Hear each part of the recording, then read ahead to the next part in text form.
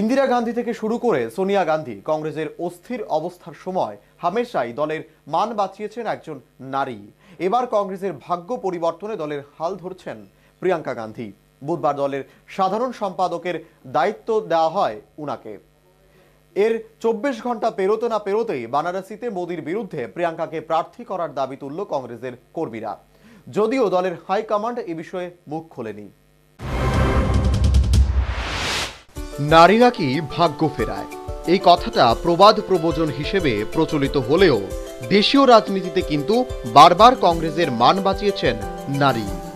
কখনো ইন্দিরা গান্ধী রূপে, কখনো সোনিয়া গান্ধী রূপে, আর বর্তমানে কংগ্রেসের হাল ধরতে মাঠে নেমেছেন প্রিয়াঙ্কা গান্ধী।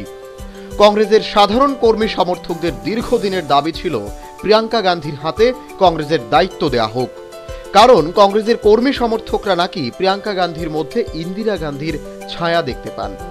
অবশেষে কংগ্রেস কর্মী সমর্থকদের এই দাবি মেনেই বুধবার কংগ্রেসের সাধারণ সম্পাদকের দায়িত্ব দেওয়া হলো প্রিয়াঙ্কা গান্ধীকে।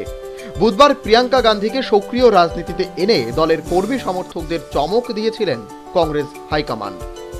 এবার হয়তো বারাণসীতে নরেন্দ্র মোদীর বিরুদ্ধে প্রিয়াঙ্কা গান্ধীকে প্রার্থী করে দ্বিতীয় চমক দিতে পারে কংগ্রেস, আর তা নিয়েই এখন জোর গুঞ্জন কংগ্রেস হাইকমান্ডদের মধ্যে। এদিকে প্রিয়াঙ্কা গান্ধীকে প্রার্থী করার দাবিতে বৃহস্পতিবার বারাণসীতে মিছিল করে যুব কংগ্রেস। সেখানকার কংগ্রেস কর্মীদের বক্তব্য, প্রিয়াঙ্কা এখানে প্রার্থী হলে শুধু কাশী, বারাণসী বা উত্তরপ্রদেশ নয়, গোটা দেশেই কংগ্রেস কর্মীরা নতুন করে উজ্জীবিত হবেন। যদিও কংগ্রেসের হাইকমান্ডের তরফে এখনো এ বিষয়ে কোনো মন্তব্য করা হয়নি। Bureau report, news vanguard.